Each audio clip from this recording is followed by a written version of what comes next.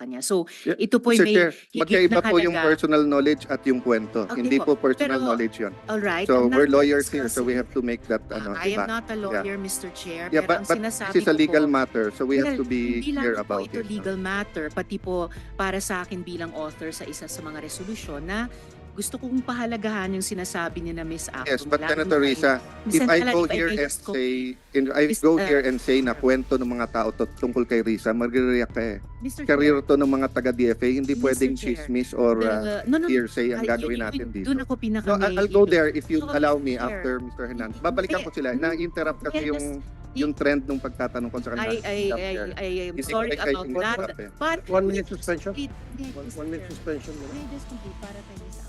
Miss Apple, alin sa mga sinasabi mo sa Tribune ay personal knowledge mo at ilan doon ay chismis lang na napakinggan mo lang? Yung tungkol lang po kay Crisel Respicio. Ang ano yon? Yun lang ang... Yun lang po yung sinabi ko sa Daily Tribune. Ang iba naman, yung iba naman po sumbong na po ng Kaya nga, so chismis. sumbong po. Ano kaibahan ng sumbong at saka chismis? Sumbong nangyari po talaga sa kanila. So paano alam mo na tunay na nangyari? Hindi lang po isa ang nagsabi. So 400 ang nabiktima dito lang na to. Ilan ang estimate na nabiktima sa buong Milan ng mga patronato? Sabihin mong 1,200.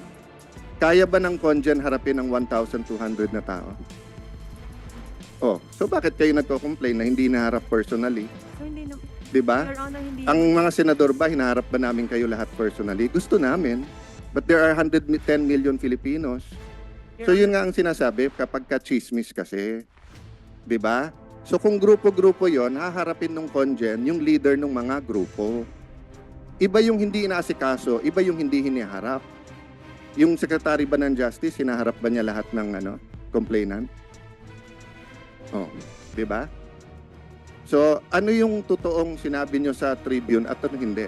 So, sinabi nyo ba sa Tribune na kumikita si So, may I ask Mr. Hernandez, sino Mr. Chair, sinasabi nyo na The indulgence of Senator Alan, Mr. Chair. Fine, Senator Rizzo. If I just may, gusto kong mas pahalagahan yung sinasabi ni Miss Apple sa atin mula nung nakaraang hearing na maaring hindi lahat ay personal knowledge na sinabi naman niya. Marami may mga sinabi sila na reklamo sa kanila at nirelay lamang nila.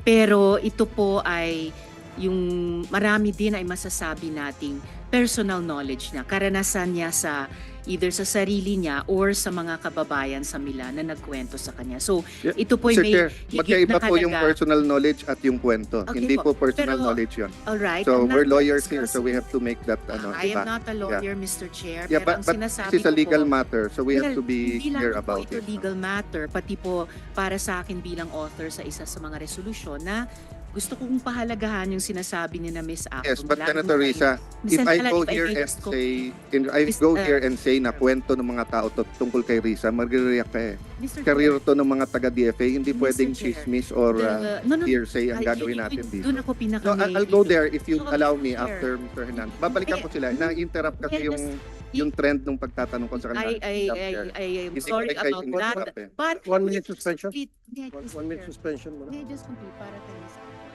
Yan ang halaga at respeto yung sinasabi ng resource person natin na hindi lamang chismis. So that was the main point of my interjection. Thank I'm you, sorry Mr. for that, Chair. Madam Chair. I'm zealous you, about DFA Sen. and GMC. Alan. I'm sorry for that. Sa Kato, maaaring totoo nga po na kayo po ay nakakausap ng ilang mga complainants sa inyong tanggapan. It doesn't mean na itong si Miss Apple nagsisinungaling. Kung talagang hindi niya kayo naabutan tuwing pupunta siya, then that's probably is a fact. The only way to do that, Your Honor, is for them to produce that person. Siya, Miss Apple,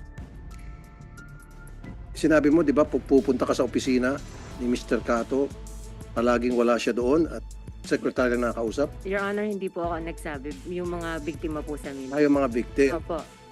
Sa Milan Na po. yung mga victim lumapit sa'yo. Opo, nagtanong din naman po kami sa kanila.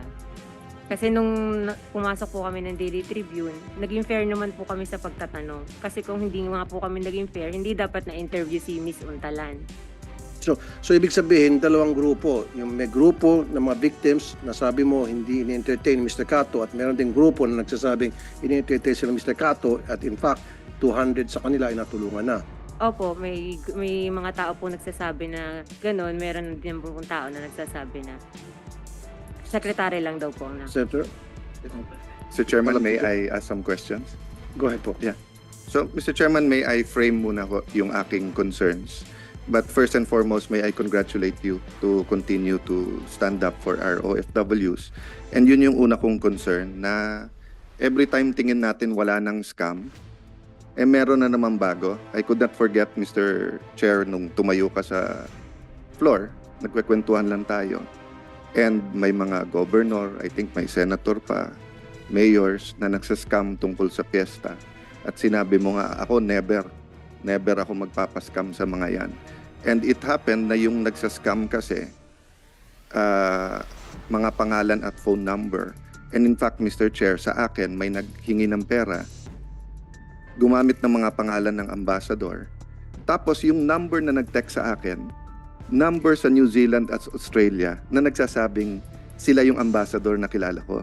Buti na lang chinek ko, nasa Pilipinas na. So ang point ko lang, yes, the scams are out there.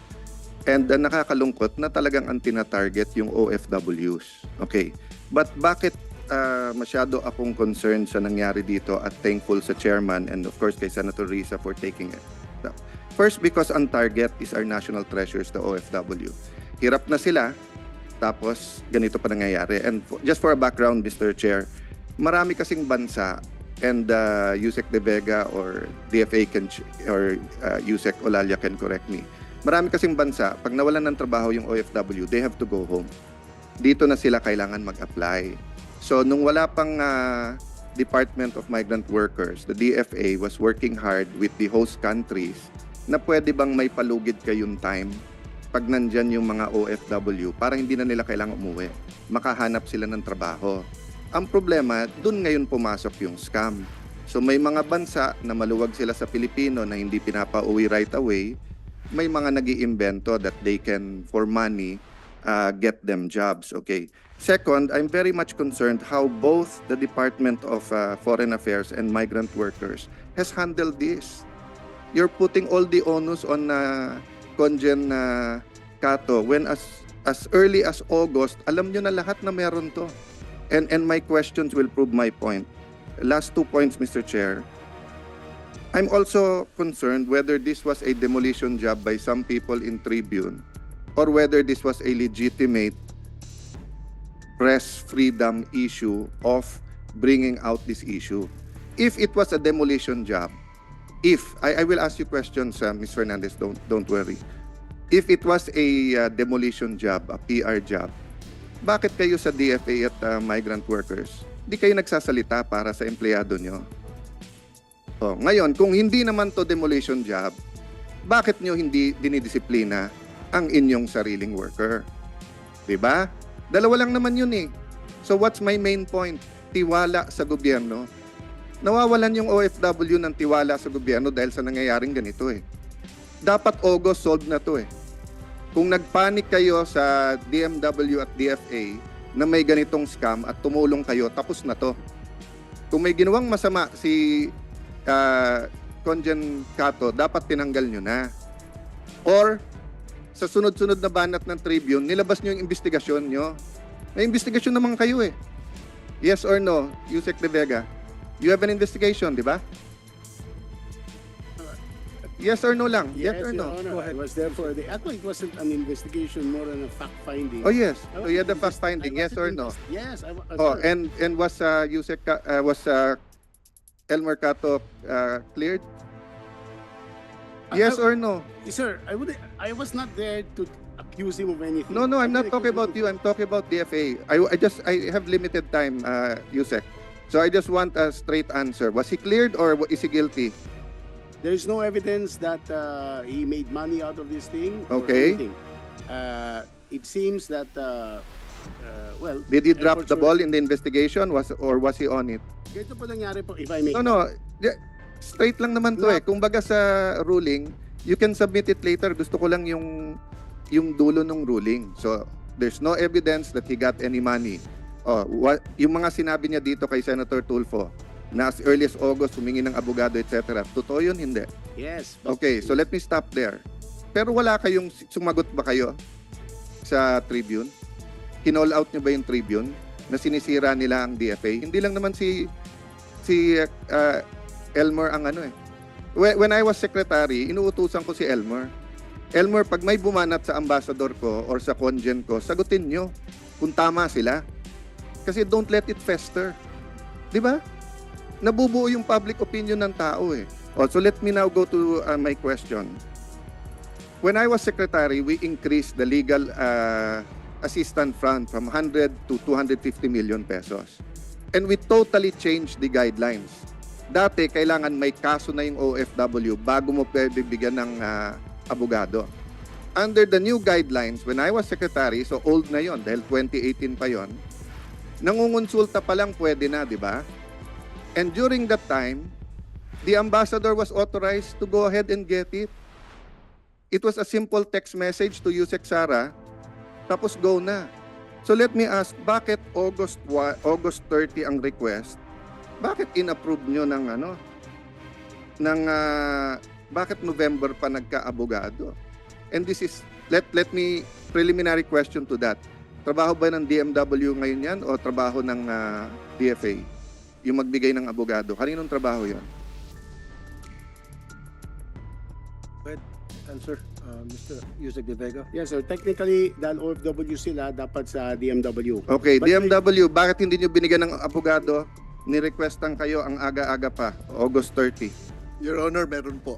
Meron po kaming hinire na abogado sa Italy at meron na po silang abogado. What date, sir? The very first time we came to know of the incident, a fact-finding team was sent there and the fact-finding members hired a lawyer immediately. Your When, sir? When? Tapos pinagbibintangan na, ba't ang tagal ng abogado? Ang tagal ng report eh.